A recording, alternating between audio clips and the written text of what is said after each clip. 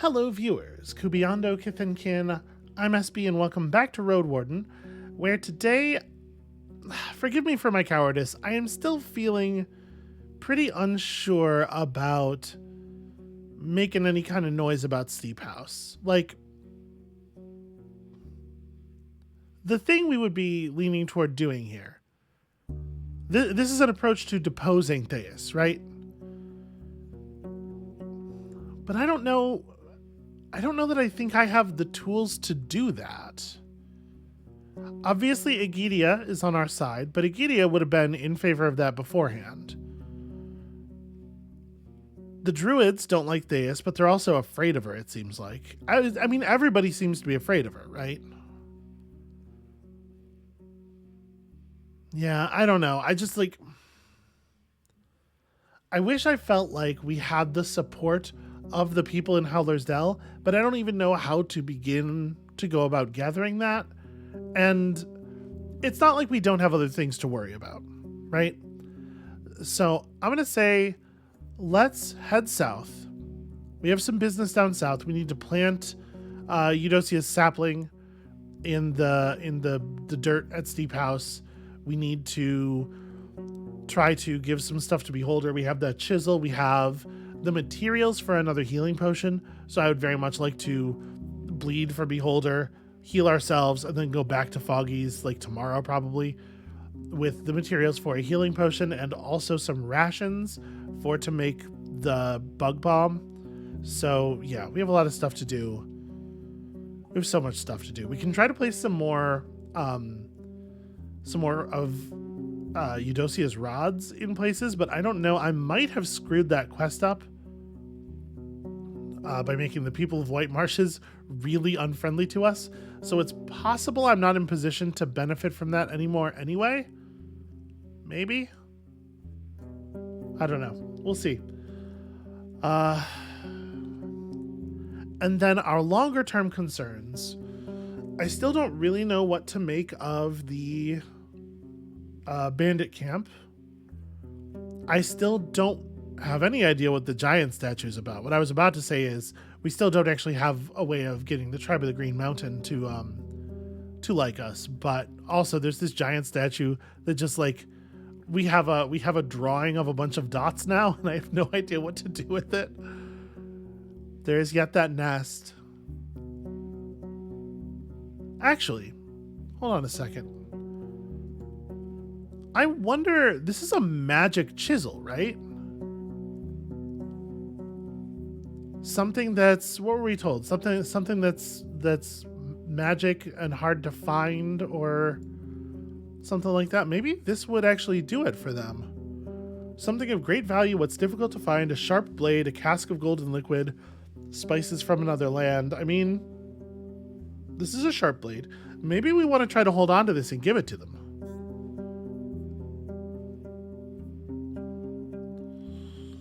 That's an interesting idea. Okay. We'll bleed for the tree first. We'll try to give it some other stuff first. We'll see if we can convince it to fruit for us. Yeah, all right, let's get to that. We'll worry about Steep House and everything later. I don't feel like I know what to do with it yet. Hello, Beholder. How's it going? Have you grown any? The tree branches are moving slowly. Bubbles are breaking through the water's surface, but you can't get close enough to identify their source. I think that's new. All right. Blood, as much as I can. Here we go. The sound of moving, stretching branches occurs almost immediately. I take a little step away and drink up. We're actually really low on food, too. Okay. I offer a magical item. Interesting. The withering dust, a share of my sharpening poison. So I have 3 doses of this.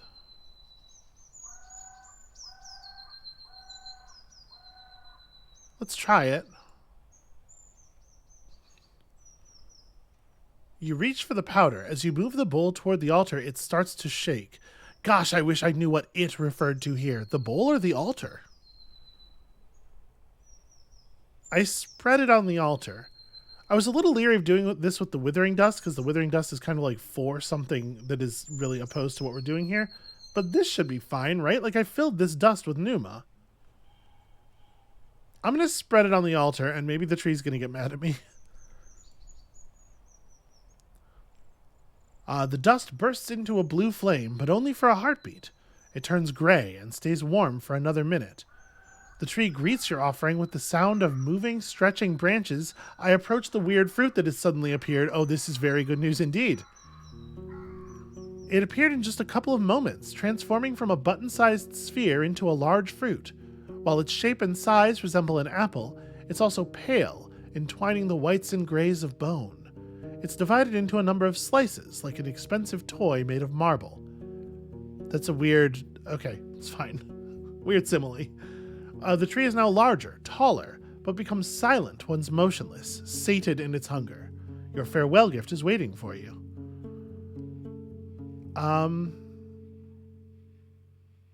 So I pick it, we go to the old man, and we go to Old Pagos immediately, right?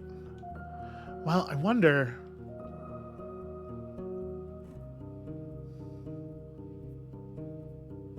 if we have time to go to the pelt, because I would like to do that first if we can. It's not a long ride. I'm gonna not make tools to pick the thing. I'm just gonna undress and enter the water. I don't think that the tree, which is obviously very magic, means us any harm at this point. I'm just gonna wade in there and pick it. Yeah, okay, that's fine. You take off your clothes and step into the warm bubbling fluid surrounded by the stench of dead shells. The water is shallow, but your feet don't land only on mud. With every step, you touch tree roots of various sizes, thicker than a spider web, covered with just a thin layer of dirt. The bow begins to lower itself, greeting your presence. All it takes is a gentle pull. The fruit is hard like bone, smooth like polished granite, and just as cold. You look at the tree, but nothing else grabs your attention. You're wet, smelly, and the wind is almost painful. I return to my clothes, hide the fruit in a sack, rinse my shell with clean water, and get dressed. Take a closer look at the roots. Okay, it seems the same. I guess let's move. So it's going to be an hour 45 to the pelt. Most of that time back. It'll still be pretty early in the day. I think we're going to be okay. I'm just trying to, be efficient with my time here, you know? Alright, so down to Steep House. I believe this is where we should be able to plant the, return to the barren fields. Yeah, okay, cool. Use the weird sapling to sense if there's Pneuma buried in this place. You remove the linen sack and shake off the soil from the roots, then dig a hole and plant the sapling in the middle of the field. Just to be sure, you don't water it. All you can do now is wait, so you brush aggro for a bit and make sure the saddle doesn't bother it. When you return, the plant is dark from sickness, dried up, withered. The field must have been corrupted, though seeing how there are already some plants growing from it, the spell is fading away. The curse is most likely as old as the last harvest. And I shove some of the cursed soil into a jar because it is a valuable ingredient. You look for a proper clean container, then crouch down and fill it with some of the soil, removing any rocks and remains of the plants. During these few minutes, you find only one worm. Okay. Happy to have that dirt, because that was the last piece we need for the blinding powder, which seems like a big deal. The guard welcomes you with a nod. We don't have business here really, right? I just want to buy stuff. Go to the innkeeper. Actually, I guess there are some things we can do. I'm bringing good news about Glaucia. She's only one target right now, and it's the necromancers of White Marshes. You have nothing to worry about, at least when it comes to her. Hell yeah, geez. He frowns in disbelief, asking you a few questions about what you've seen in her hideout. Before you finish with the last answer, he empties an already prepared pouch. His gestures are impatient, but the amount of dragon bones matches his promise. You did what I asked for, so these are yours now. We'll try to hunt in the north before fall, see if you were correct. But something worries you. He observes the floor for a bit, but finally waves your question off. Well, their camp sounds like a well-protected place, and hidden in a dangerous spot. He raises his eyes, though only for a moment. If you're wrong, we won't get to them easily, but that's just a thought of mine. Okay. Yeah. I'd like to ask about someone, actually. Do you know anything about Navica and how I could get her to build me a boat? Oh, she's from Gale Rocks, ain't she? One of the sea folk, boat maker. I heard that she got mauled by a dragonling, almost died. Ever since, she's all about work and gets shaky if anyone raises their voice around her or even laughs too loudly. Interesting. Okay. The undead of White Marshes are gone and the village suffered no losses. Thought you might want to know that. Thanks, he said slowly. But what happened exactly? Your story isn't long, though the innkeep also asks you about Helvius and Thyrsus. So, that's how it is. Well, nice job. He gives you an encouraging nod, though I doubt Aurentius will keep his word. Hope I'm wrong. Yeah, do you know anything about High Island? I've heard this name somewhere. Let me think. He looks around, then picks up a mug and tilts it to peek inside. Oh, right. It's the savage wilds around the volcano. I asked the locals what's with the smoke that can be seen from time to time, but they don't know much about the place either. I'd ask some sailors if I were you. Okay, that's an interesting bit of that's an interesting idea. Hey buddy, show me your wares. Here's the thing, I need some food rations.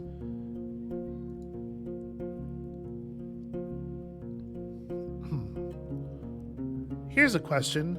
Do we want to buy a crossbow? We'll have 6 quarrels in total.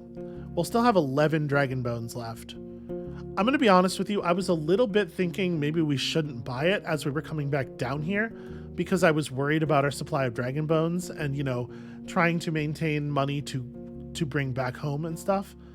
But now that we've made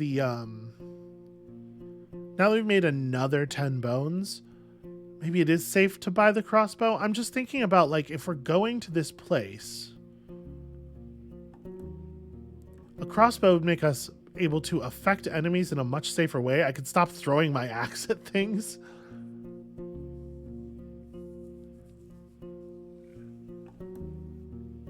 I'm gonna take it. Yeah. All right, so we have 6 quarrels then. That's pretty good. Do I have anything you'd like to buy? Nope. All right. Fair enough. What about Thais here? People say she's a good mayor, but she's rich from birth, so also careless. She doesn't know the struggle, the hunger and dirt, and fancies her clothes more than one should. She thinks she keeps her village safe, even though it's the druids who do all the work. He looks down, and then finally speaks again. She may be frivolous, but she isn't stupid. If you're smart, you better keep your eyes open. Alright. I know this isn't a person. Okay. Did we ask Foggy about Steep House? I don't think I did. Alright. Take another look at the main hall. Let's go talk to Julia. So I've been to your camp. It's as good as gone. You explain that the broken entrance is in worse shape than she remembers, and that the scavengers are going to have a feast for a few more days, if not more. She rubs the top of her head with an entire palm, glancing at 2 hunters who just entered the room. No longer my problem, she says to herself, but then meets your eyes and lets out a sorrowful chuckle. Quite a monster we knocked down, didn't we? Yeah. I found this wax tablet. Do you recognize this as maybe being Asterian's? She opens it and takes a quick glance. Well, it's from Hovlevan. Asterian and my lieutenant were the only people I've seen with green tablets like this one. The locals don't write chronicles. She gives it back. I can't read. Better look for a priest of the right. Excuse me, I can read. By the way, the priest of White Marshes has agreed to release the dead shells. Problem solved? What? Just like that? Her voice is close to a shout, and after you explain that it's quite a bit more complicated, actually, she struggles to listen without assailing you with questions. Finally, you conclude your tale, and Tulia chuckles weakly. Samhain, you just made my life much easier. I can now report in Havlavan that at least some of the northern struggles won't require an entire squad to fix them. Ooh, I wonder if it was a mistake to tell her that. Okay, well, just don't omit my part in this. I wouldn't dare. I'm more than fine with the truth. All right, I am going to ask. Do you still have my reward, or was it back at the camp? After a brief scowl, she looks down and shakes her head, snickering weakly. I knew you would ask me that. Yeah, it's all there. I took everything of value with me. All right. I don't know that she needs to know this. Hey, Pyros. How you doing, buddy? Bye.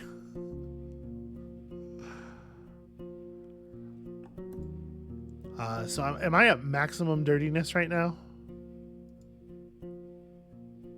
Yes. So we could take a moment to clear ourselves in the well here. I don't know that it matters for what we're about to do, actually. I step away. Let's just get back to the Elder's Cave, and hopefully there's enough time left in the day. Gosh, I sure hope so. Did we do everything we wanted to do here? Yeah, I think so.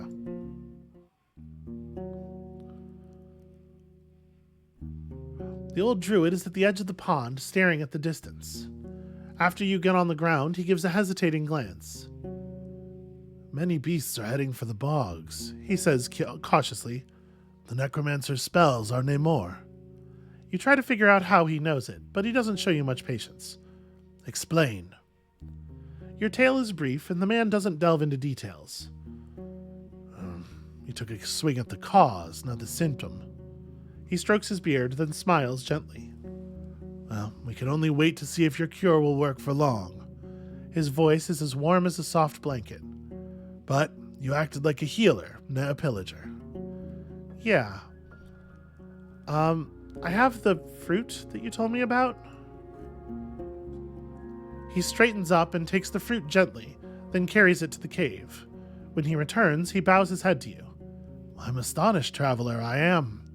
It must have taken a lot, but we're almost done with it. Return to me when you're ready to take Old Pagos take me to Old Pagos and back, no later than the early afternoon. I may help us push away the wild animals, but I'll be too weak to protect us from the creatures of the night. We need maybe even 6 hours. Yeah, 6 hours we got, friend. Hey, I should do the Old Pagos stuff first, and we can worry about everything else afterward, right? Yeah, I'm ready. Let's go. Without a word, he walks through the metal door and leaves you alone for a few minutes. Once he returns, he holds a red staff and a linen bag, which he gives to you. I'm old. You'll carry it, he states matter-of-factly. He's changed into similar pants and a tunic, but their greens, blues, and reds are lively. You don't see any stitches or patches. Still, he looks like an old commandant, not a priest. As you lead Agro down the path, there isn't much of an opportunity to speak with the old druid. He looks around, observes the plants on the sky, but hardly ever glances toward you, and never for long enough to have a chance to read your lips. So I just follow him north. The locals drop their tools and head to the road, observing your approach anxiously and bowing to the elder. The commotion spreads to the other side of the wall as the villagers call their friends and families to gather around. Behind the open gates, you're welcomed by a tunnel of onlookers. The druid raises his hand and waves to no one in particular. He moves forward silently, not interested in what he sees. Once you get to the fruit-bearing trees, you turn right. Crossing the bridge is not easy for an old man, but he doesn't ask anyone to hold him, instead putting his weight on the staff and taking slow steps forward. I feel like I could have let him ride the horse, right? We could probably move faster if I walked and he rode the horse. The welcoming committee awaits you on the islet. The druids are gathered on one side, while a group of elders are on the other. Theus stands in your way right before the second bridge. When you reach her, there's a long silence.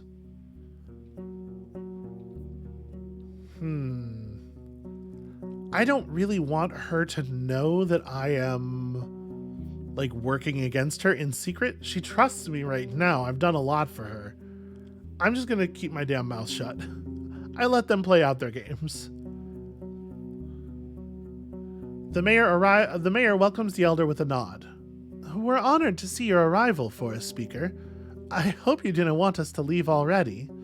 She puts her right hand on her chest and chillingly titters. There's no trace of her city accent. The elder's tone is both firm and polite. I'm Nahir. If there had been another path I could take, I would. He looks around, observing the nearby faces. I'm glad to see you in good health. This place doesn't need me, and thanks to this stranger, I can reach the people in great misfortune. Good day. Elpis steps forward, with fingers clenched around her staff. Beholder has been awoken. Our people have the right to its seed. You're robbing us of a fruit for which we've been waiting since spring. Her cadence is indistinguishable from your companions, and you notice their staffs have an identical length. Do I intercede here? The thing is, I specifically want Elpis to like me. We need Elpis to be on our side. I don't know that I want to intervene. The elder from the south, I don't know if he can pull rank on her. No, maybe I do need to intervene.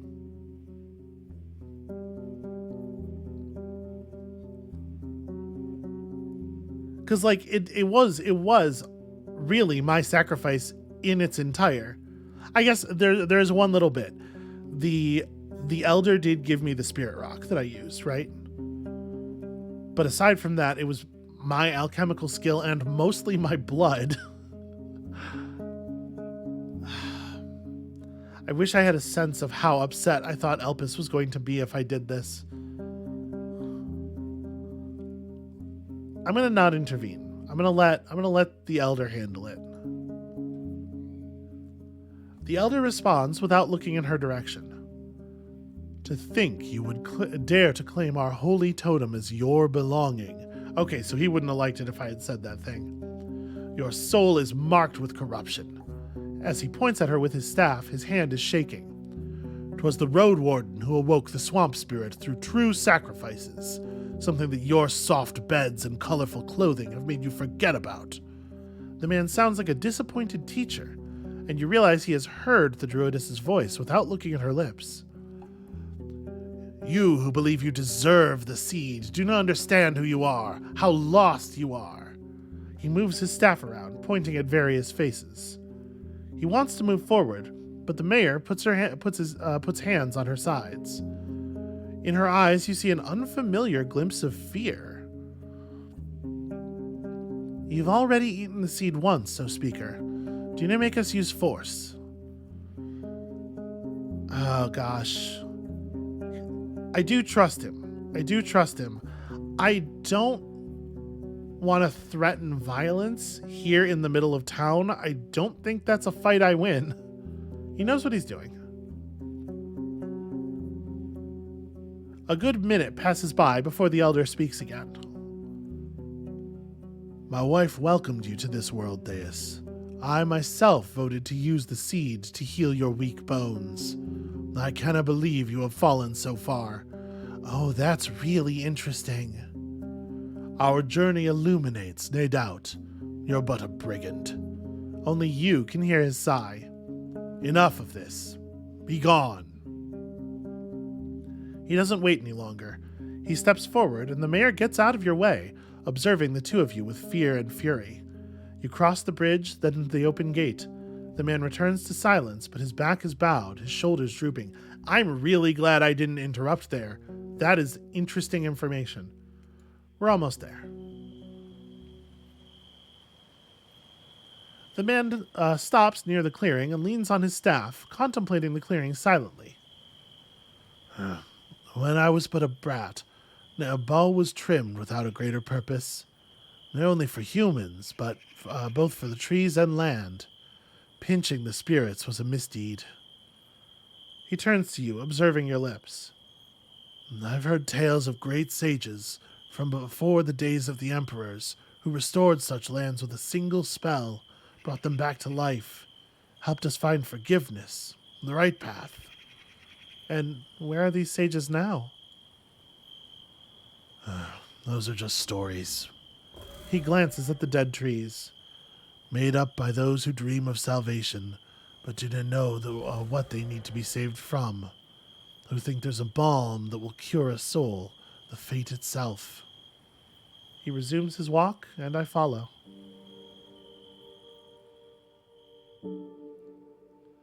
The hills are bright and colorful.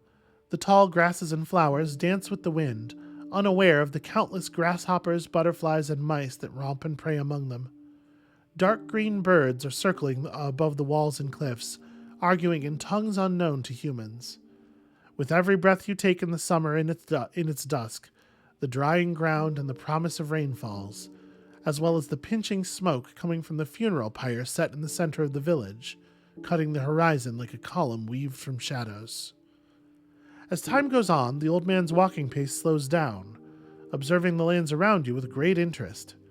His keen eyes stop on trees, bushes, and flowers, though it's the crops on the plateau that make him stop for a bit. After a minute or two, he speaks. The plants want to fall. They need no more than 2 rains. The farmers need to come out right after dawn. He doesn't look at your lips, just turns around and approaches the second ascent, once again slowing down to climb it without your help. So it's day 29. I have no idea if I could have gotten the fruit the first day that I bled for it. I don't have a good sense, like part of what's really interesting about this game, part of what I find compelling about it is the opaqueness of the mechanisms, but that also means I don't know if my theory that we needed to feed the tree and then let it grow for a while actually was true. I don't know if that's how it worked. And I do I am suffering some guilt about the idea that maybe we could have solved this faster, but I just didn't know that we could solve this faster. I have no idea. And I think it's really interesting how the game is able to evoke that simply through just having a mechanic that is not fully exposed to the player. It's really interesting. Anyway, I tether Agro to the fence so it can graze on the meadow. The man waits at the gate and reaches out to you. You give him the bag that he gave you back at his shelter. You do not have to stay away, but it will not be pleasant. He sighs. I'll come out soon and we'll leave this place right away. The village may be cured, but that doesn't mean the plague is cleansed. We can still be infected. Well, I guess I'm glad that I'm as vital as I'm getting. He raises his red staff and uses it to knock on the gate. You don't wait long for the dark-eyed woman to open the peephole. This time there are not that many people around her. Let me in, says the druid. The peephole closes right away. After a few loud minutes of moving the wooden bars, the gate opens slightly. You have a couple of moments to look around. The few buildings you notice are unlike anything you've seen in this province, made of materials that resemble the rock faces seen on this very hill, with tiled roofs and stone walls. The gate closes gently, and I stay near it because infection is a concern.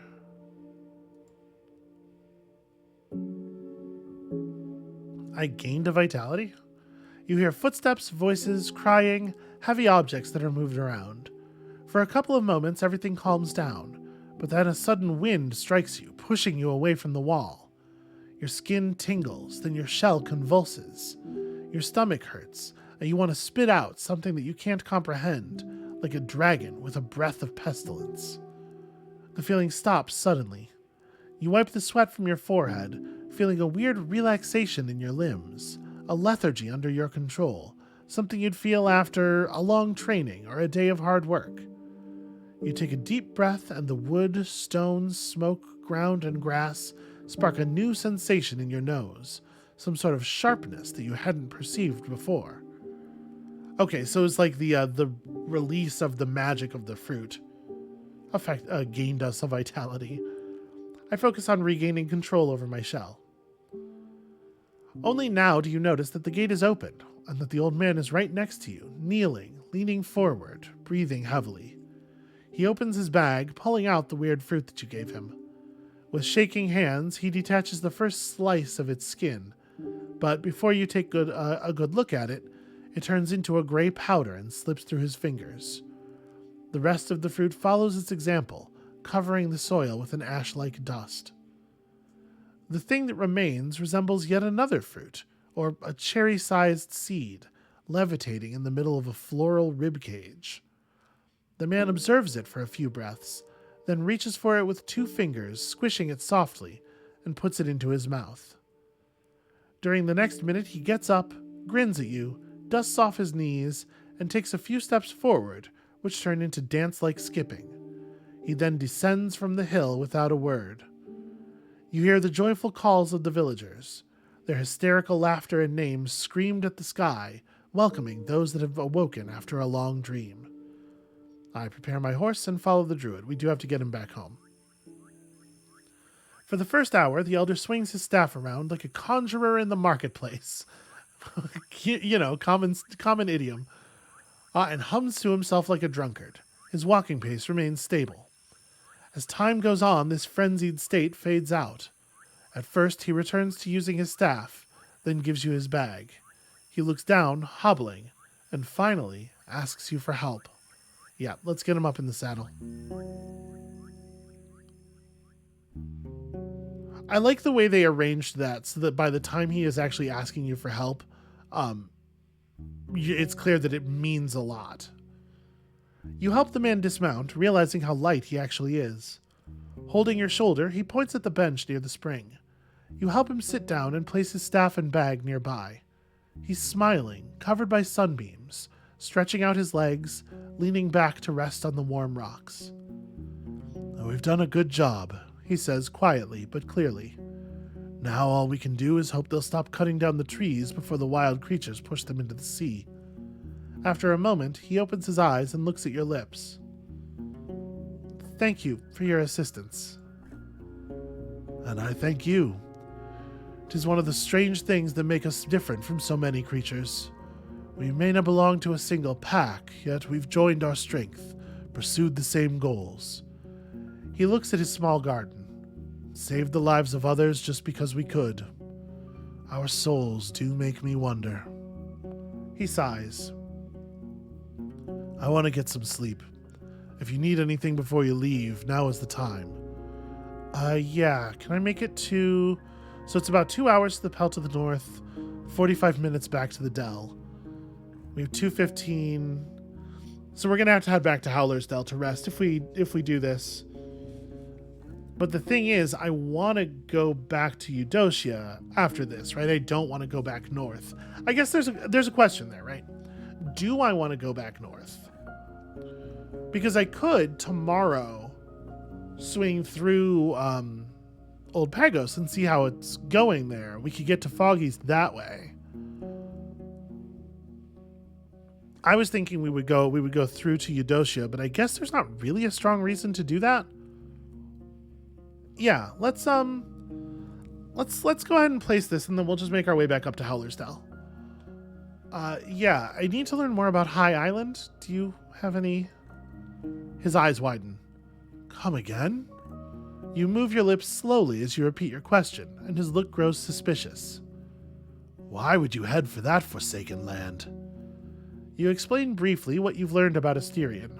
The elder listens patiently, but then straightens up and raises his voice. Even his accent gets thicker, as if he's repeating an old sermon. "Oh, the feet of the living have nothing to find in these ancient woods and their ruins. 'Tis but a graveyard of a tribe long driven out, and their memories deserve to be either forgotten or shared by their descendants." He remains in the same position for another few breaths, then lowers his shoulders and looks into your eyes. I look back at him. "You may be but a city spy, stranger, but..."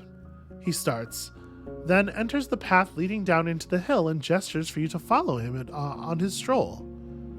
During his speech, he never glances at your lips and doesn't ask if you have any questions. "Centuries ago, a great tribe used to live on High Island, hunting, farming, mining, fishing." He observes the pond as it gets continuously more muddy. "Prospering. The volcano, the Green Mountain, is naked since its last eruption a few years back. But wait another generation, and the wilderness will cover it again. There's a sudden movement coming from the grasses on your right, but as you look in that direction, you notice that a deer is just observing you, though at an unusually close distance. It is not my place to paint their suffering, but what is not a secret is how they've been treated by Hovlevan. Join us, or the sea will be taken away from you, they've heard. Corsairs had surrounded the island and attacked anyone on sight, waiting for the tribe to surrender. He can't cover the growing disdain in his voice. After a decade, the 10 cities breached the shore, tired of waiting.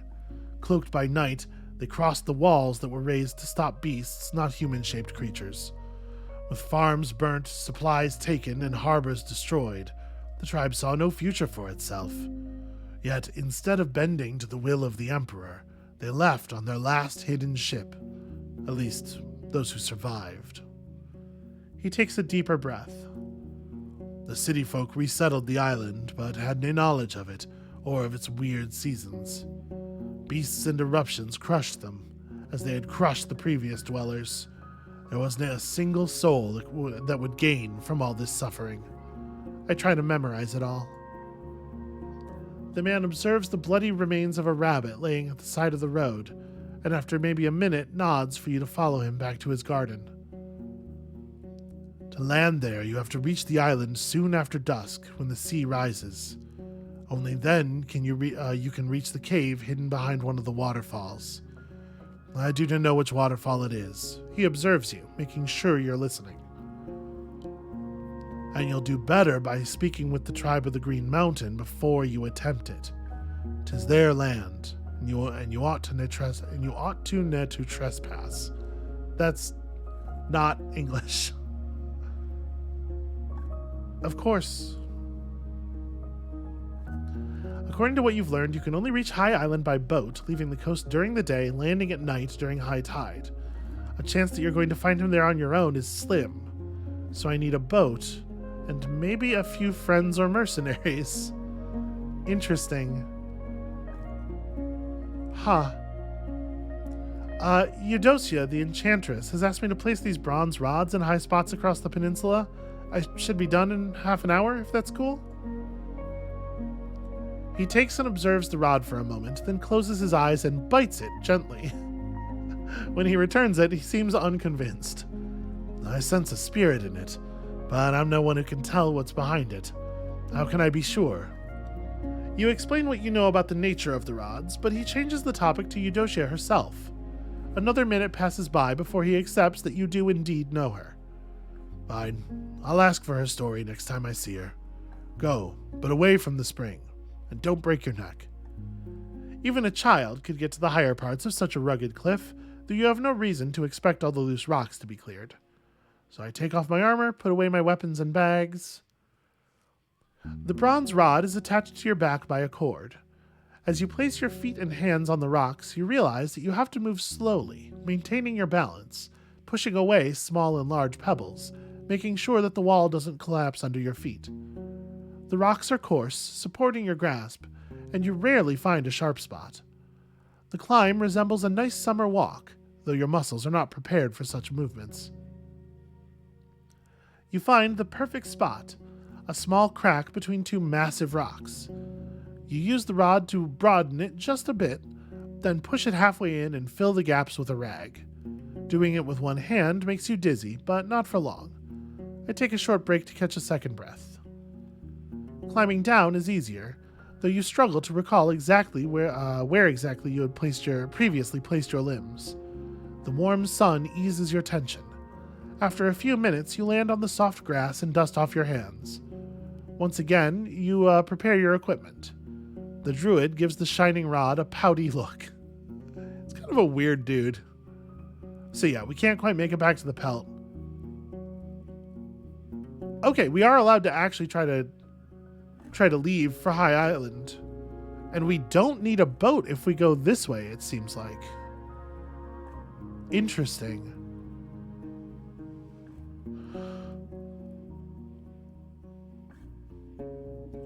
So yeah, We don't really have a choice but to head back to Howler's Dell. Hopefully they're cool. Hopefully they're not weird about the thing we just did. Yeah, there's no reason to do anything else here.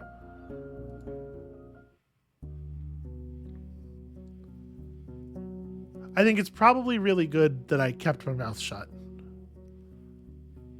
Once you're done with the unpacking, 3 armed men show up behind you. Their gambesons are tightly fastened, their eyes grim. "She wants to see you," says the man with the braided beard. He's holding a large stone mace. "And you'll come now." Fuck. This is Theus. "After you, then." You're surrounded by curious glances and worried whispers. Theus is in her usual spot, holding a mug with both hands. She doesn't have to say a thing. The dining neighbors get on their feet and leave the square without bothering with their plates. Erix enters the building. Akakios heads toward the tiny islet. Excluding the guards who watch your every step, you two are alone. She waves her hand and you get pushed onto a stool, almost hitting the ground. Damn. "Forgive us all these precautions," she says with a thick local accent, observing you with piercing green eyes. "But I'm not sure who you are. Nay an ally, nay a threat." Her pale fingers are tapping on the wood, yet her face is like a statue.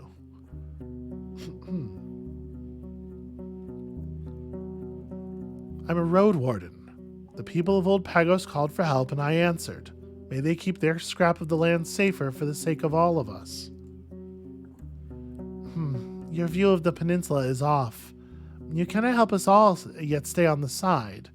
When some of us gain, others lose. You took away our treasure, and now one of us will die because of it. A sick elder, a weak child, a hunter who can't be healed with a spell. Her eyes narrow and keep piercing through your skull. How would you push one of us from a cliff to save another village? How about killing me? How many lives am I worth?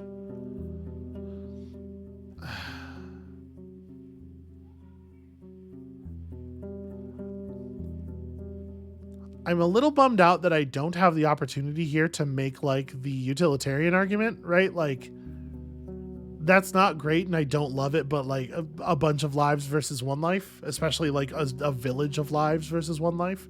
That said, I don't know that she would be necessarily receptive to that anyway, because I doubt she considers a whole village full of other people to be worth her people, or more realistically her, right? She doesn't care about her people as much as she cares about like the way that she stays in power.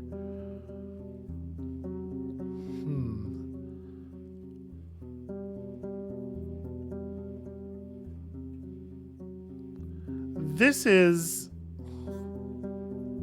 interesting. So like if I believe the thing I just said, speaking directly to her,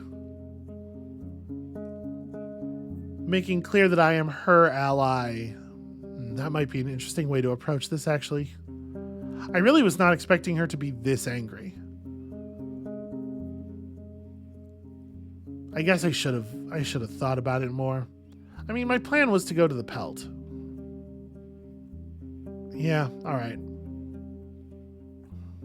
Do I beg mercy? Or do I just... Yeah, all right. I speak softly, returning her gaze, and just fucking straight up lie to her. I would never hurt you.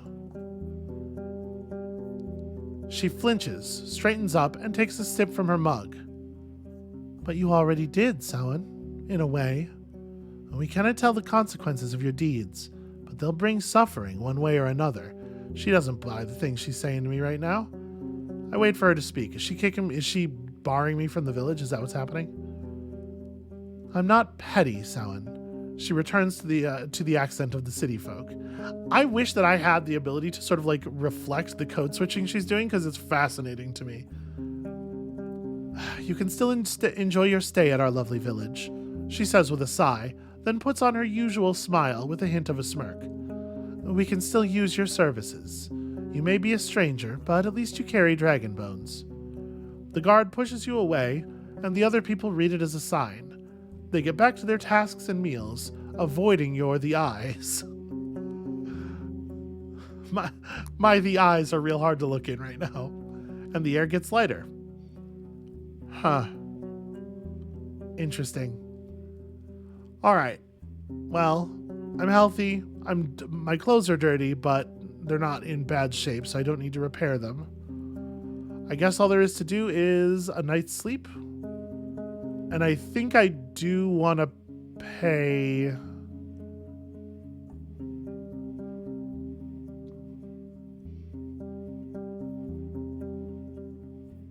So I'll gain a point of dirtiness. Maybe I don't want to pay. Because we can just eat one of the rations. Or we can not even worry about eating. We can eat when we get to Foggy's, right? Yeah, I think I don't pay. I certainly don't need to gain the vitality. Yeah, this is fine. We sleep on a mouflon pelt outside. Okay, let's get the hell out of here. I am feeling less than welcome in this place.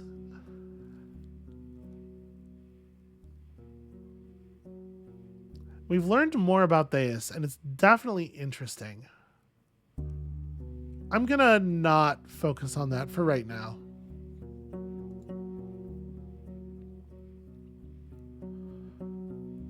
So we only have 11 bones now. I don't need your services. I don't want fancier clothes. I mean, I would like fancier clothes, but I'm not going to put in the effort to get them. Yeah, so I think we're just going to move. Should we stop and talk to Agidia? If I'm trying to assemble a crew to come with me to High Island, she's got wilderness survival skills. It doesn't take that long to get to Foggy Lake. We can probably make it across the island today. Or across the peninsula today. I'm going to stop and talk to Agidia. Maybe this is wasted time. I return to Agidia. She smiles, her voice is bright. She likes us. Hey, I could use your help on the island. Her curiosity grows as you describe your plan. And you think he may still be alive, truly. After your vague nod, she straightens up, raising her bow in a salute. You helped me already, so 'tis only fair for me to join you. And if you've nae boat yet, you can use mine. Oh shit, that rules. Alright, it's probably time for me to go. I'm gonna come back, but that rules. I love you, Agidia. Let's head up to Old Pagos. I want to see how they're doing. Should we cross through the heart? No, I need to get to Foggy's. I have to do stuff at Foggy's. Yeah. But let's definitely stop at Old Pagos and see how they're doing.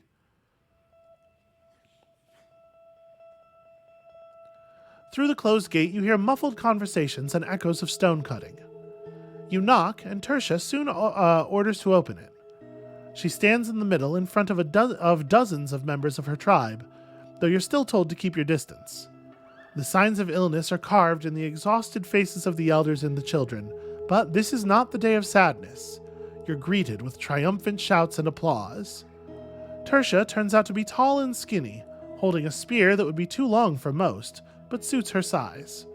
While her tribesfolk are wearing tunics and robes made of ibex fur or hemp, she's put on an impressive breastplate made of animal shell. She has short, dark hair, and while her skin is dark brown, you can tell there are others in her village who carry the blood of the Southerners. Her voice matches her cheerful brown eyes as she speaks in the name of her people. We keep ye in our prayers, Samhain. If we could, we would invite you to a feast, but we need to keep our distance, at least till the end of winter. We'd like to reward you, even if there's naught that would make us even. Oh? We've already given you the last treasure we owned, but we took the time to gather our savings. It's not much, 18 dragons, but not naught. Oh shit. That's a lot of money. Her chuckle sounds like it belongs to a different soul, one lost in the past. I am not going to talk to them about joining forces with Havlavon, because I kind of want to keep Havlavon out of the peninsula at this point. But thank you. I'll put it to good use. That's incredible. She throws the pouch toward you and it lands next to your boots. It pleasantly fills your hand, with dragon bones trying to flee from your grasp. Be blessed, Warden, a small girl shouts, and return to us in spring so we can show you our home. You hear many more words of gratitude. I show my respect with a bow. I try not to just stand there like an awkward weirdo. After some time, the villagers disperse, and Tertia's eyes brighten. Her confident stance adds strength to her voice. Is there aught else you need, Samhain? Yeah, I'd love to hear what you have to say about the other villages. What do you think about White Marshes? You know that rotten place better than any one of us. Such a deceiving name. There's fury in her eyes. Her voice raises. We refused to trade with them even before that priest called himself a prophet. They swim in death and will soon drown. You ask her a few questions, but most of her words are little more than ardent condemnation. What about Gale Rocks? What do you think about Gale Rocks? It's in the north, just on the coast. They follow Wright's teachings, work hard, live humbly. We used to trade with them and take our clothes to Rafina for fixing, but they betrayed our trust, and if it weren't for the plague, we'd be sharpening our blades. You ask her to share with you the entire story, which instead is told by a young man. He claims that his group was transporting a statue ordered to the tribe of Creeks, yet when during their stay in the tavern at the Northern Road, it mysteriously disappeared. It must be the bandits' doing, adds Tertia. They keep spreading their arms wider, but we won't allow them to stay untouched, with or without Gale Rocks' help. Well, now that's interesting. How do you feel about Creeks? I don't know much about them. It's a small village in the Far East, younger than me.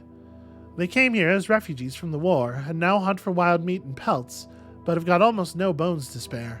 When they tried to get our bricks, we had to refuse. You ask her a few more questions, but she cocks her head and gives you a bored look. We've got little reason to travel so far, and they wouldn't be great neighbors or friends. They drink a lot, hunt for sport, die often, and give birth to many children. I wouldn't rely on them.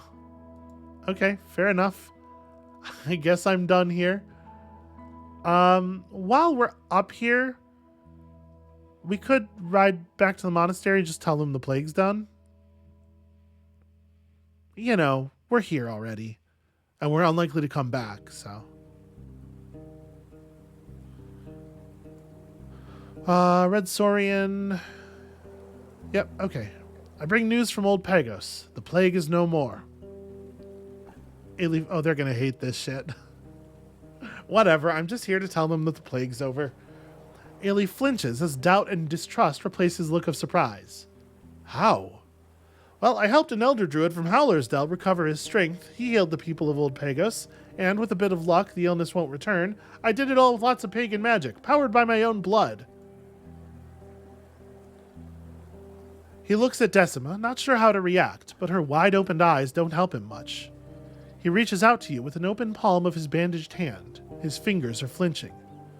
Will you wait here? I'll gather our order. We'd be honored to hear the entire story. For a moment, he sounds exactly like the tribe from Old Pagos.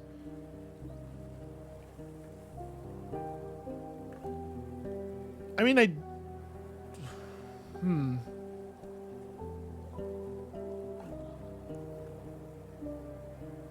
I wonder if... Because I don't necessarily expect to get anything from these people ever, and I'm actually kind of fine with that. Listen, you don't need to hear it from me. Go and meet with the villagers. They'll tell you all you need to know. He scowls at you for a bit, then sighs and asks you to wait. He climbs uphill and enters the cave mouth next to the wooden bridge. His short companion follows your movements like an owl would a snake, blocking your path to the storehouse. You feel the weight of your axe. After Ailey returns, he's rubbing the liver spots on his hands. There's aught else we need to discuss? Okay, what? Our prelate wants to see you. Thee. He coughs. But they're old and feeble and don't speak unless they have to, and only with those who can be trusted. He gives you a telling look. Thou mayst not be a friend of our order, but we hope to find in thee our ally? Okay. I'd be honored to meet with them, and I'll try my best to gain your trust. He snorts. Thy deeds will speak for thee. Okay, so do you need any help then? I'm looking for a job. He's not willing to take me to the prelate. He just told me that he was. He puts his hands together and repeatedly taps his fingers. After a few breaths, he glances at a wandering monk, then lowers his voice. Let me see that horse. How fast is it? You lead both him and Decima to the storehouse. While his steps are heavy and fierce, she doesn't make as much as a sound. Ailey shows no interest in your mount. There's this enchantress. She has aught we need you to pick up and bring here. He glances at the door. Follow the eastern road until you find the watchtower. Don't bother with it. It's either empty or a lair. Then head east to the lake. Okay, what do you want me to bring? He waves his fingers. A set of quills. We sharpened them and asked her to make them last. Thy pet won't even notice. Okay. Why is it such a secret? It's really not. It's just that they're a surprise gift.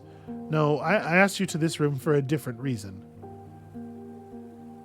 Why can't I ask about that? Okay, tell me about this enchantress.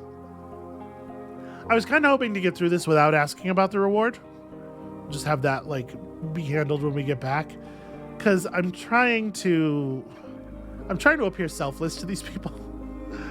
Despite his casual nods, an angry note distorts his already hoarse voice. Eudocia lives by herself, surrounding her house with dangerous spells. Her talent knows no equal, yet she's a spider queen in the center of the web. He wipes his sweat off Agro's side. She's the only shell she cares about, and uses those who reach out to her. Keep your guard up. Okay, what about a reward?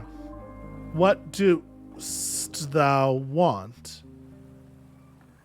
That's a good question, actually. If we were to come back here, a little bit more favor with your order would probably be the most useful thing. How much money do I have on me? I have I was going to say 30 bones at this point. I probably don't need money. A healing potion is not useless. But I'm going to say just spread good word about me in the order. He rubs his cheek with his thumb. Interesting. Then we have a deal? Well, we'll see how good of a rider thou art. He glances at the door and lowers his voice. But there's some other stuff we need from thee. Stuff that takes subtlety and... He straightens up. Dedication to our cause. Yeah? Which cause are we talking about here? He rubs his lips with his thumb, gathering his thoughts. I may not care much about some of the souls on this side of Hag Hills, but the tribes deserve our protection and guidance. Aught dark may come from the east, and soon. I want thee to investigate the threat. Sorry, what do you want me to do? Swear thou wilt not betray our order. I am choosing lie, I won't betray you.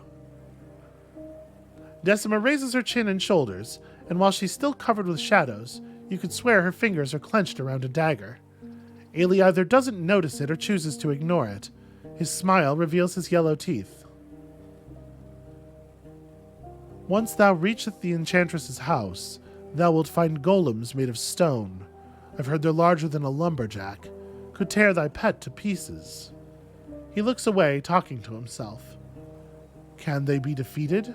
Can they do aught without a direct order from their mistress? We need to prepare ourselves. Learn about them as much as thou canst. Give them a good look. Ask her a few subtle questions. And what do I get in return? Aught we don't share lightly. A secret of thy choice. He gestures for you to follow him outside. But bring us as much news about these creatures as thou canst. It's an all-or-naught deal. Decima stays close to him, but walks backwards, observing your steps carefully. Can you fucking get your your teenage assistant here to just calm down and act normal for a second? Okay, I didn't learn enough about the golems yet.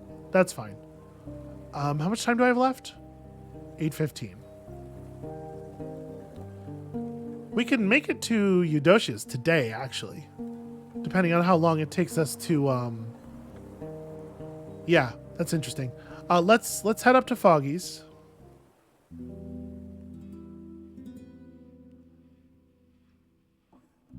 The light shines on the water and the empty road. With no herbal beds or travelers in sight, the tavern looks like an abandoned hamlet. There are new wares near the cart, either recently left here or prepared to be taken away. The tavern staff stops their discussion by a basket to welcome your arrival. Hell yeah, we're like making this part of the coast a little bit more integrated and livable. I love it. I approach the foragers. Zvi is sitting on the ground while two others are leaning against the palisade. They glance toward you but say nothing. You motherfuckers owe me. And I'm looking for a few souls willing to explore High Island with me. Stupid or what? Ilan bursts into laughter. There are easier ways to seek death, and dragons aren't worth that shit. Zvi, however, gives you a long look. Why? You mentioned briefly your search for Asterion. Sounds like a waste of effort. He adjusts his cloak. But I'll do it. For a fair pay. I'm good with knives, sneaking by, and making small things out of wood. The tall forager straightens up and looks his companion in the eyes, demanding explanation, but the man in black fur waves it off. I'm bored of the inn, and I'd hate spending another winter in creeks. He carries a hint of an apology. Aye, we need no dragons here, but I'd take them south behind hags. The distance between them grows with every breath. Well, what's your price? Jesus Christ.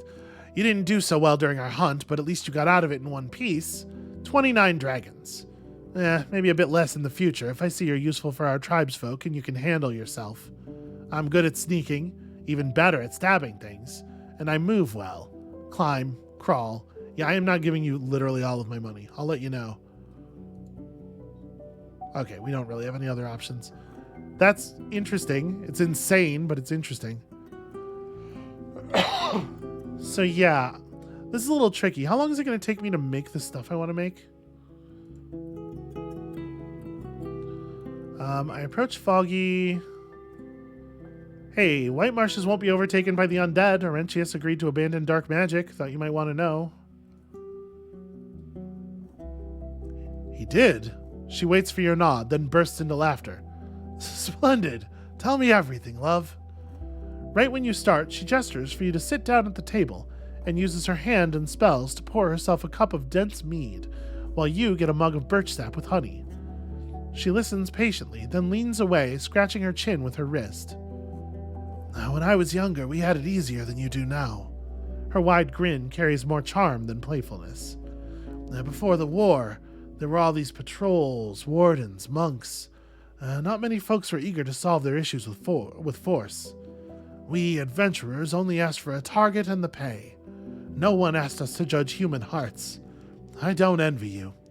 She points at you with her cup, trying to hold both an axe and your wits, but I'm glad you do well with them both. So, the next job? Yeah, still interested. I have a message to Yason, the innkeeper of the Pelt of the North. His place is in the far south. A huge bother for us to get there. A bother worth, let's say, 3 dragons. She sits down on a stool and looks you in the eyes. The scars and wrinkles on her thoughtful face could belong to a statue. Tell him, are we still trading? I'm running out of patience. Remember it well, eh? Give me the answer. Only then you'll get paid.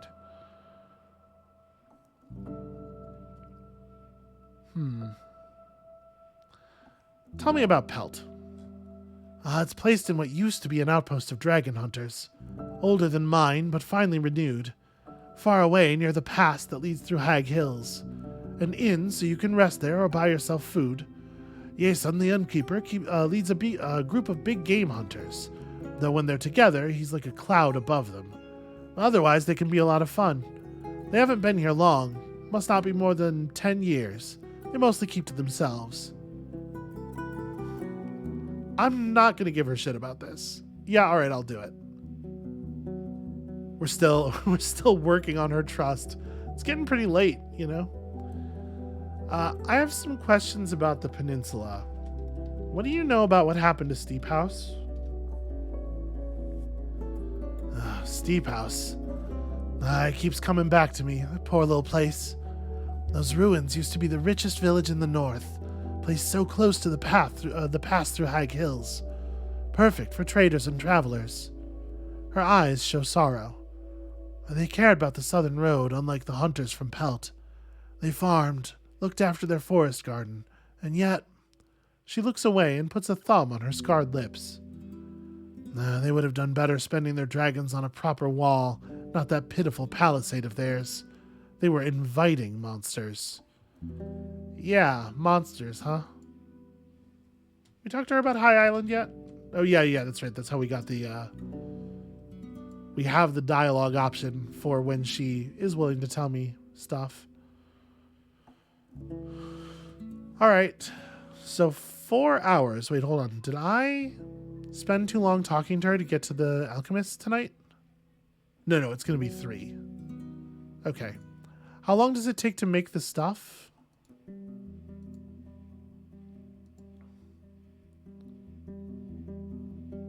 Two hours. So I wouldn't be able to get... It's tough because we have to talk to the alchemist right at the beginning of the day or right at the end of the day. Does it take... Hold on. Does it take a terribly different amount of time? I really wish you could always see your writing times. I had to walk back outside. Does it take much different time to get to the abandoned watchtower?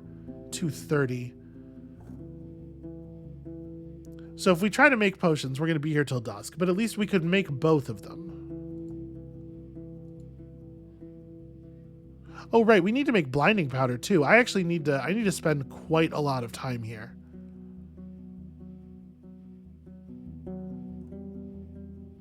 Yeah, I guess we're just spending the night. I have too much to do. All right, make the powder. You place a stool in a convenient spot, letting your arms rest on the table. Paying close attention, you fill a copper cauldron with an even layer of powder, then warm it up slightly.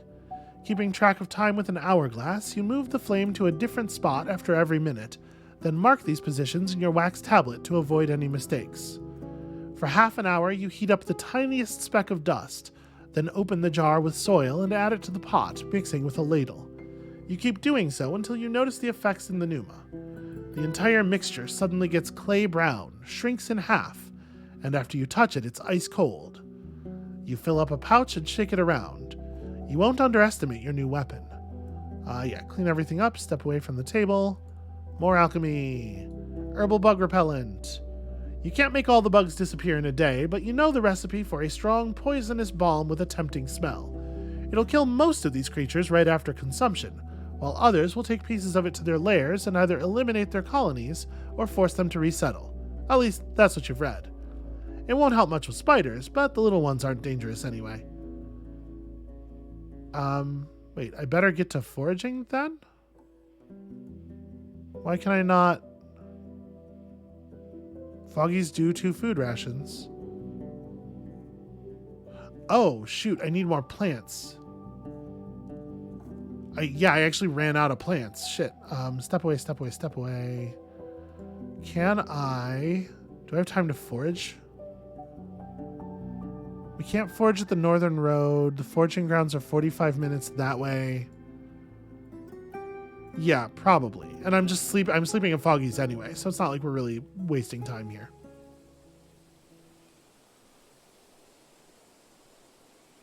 I could try to forage, though it will take even more time. You picked a ration. This time the berry bush won't help. You keep leading aggro further away from the road until you get to a spot covered with walnuts dropped by the tree. Okay, shit. So I still can't make my fucking balm. That's really annoying.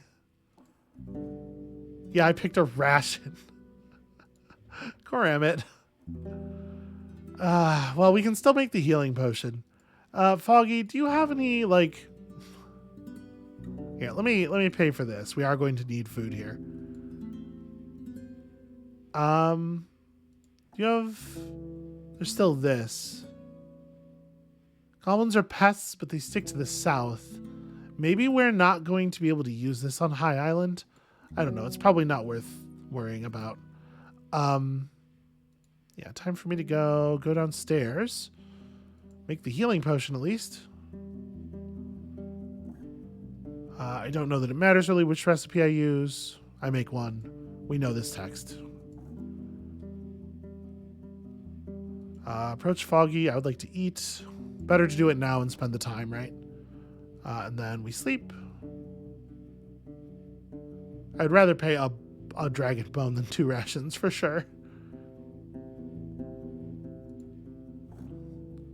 Yeah, because I don't wanna eat the vitality loss.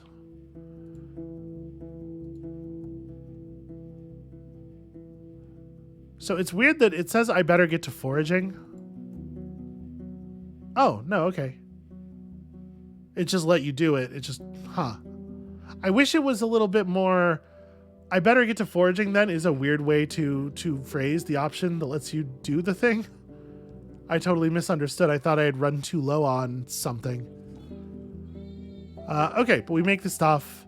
It may not be real alchemy, but the smell is quite something. At first harsh, pinching, then gentle and sweet. Okay.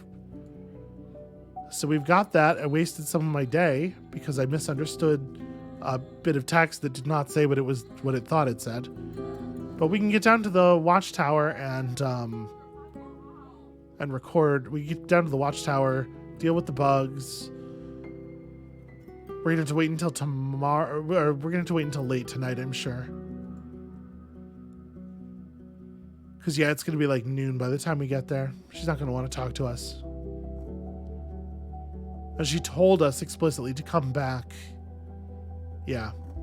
Well, I suppose we could just ride up to the tribe. Yeah, actually, this is probably a good day to ride up and try to talk to them. See if the chisel is interesting enough to them. I'd completely put that out of my head. But yeah, we can do that. Is it day 30? It's day 31. Jesus Christ. All right. The time is flying by, and I'm getting really nervous about that. But I think that is where we're going to call it for today. Thank you all so much for watching.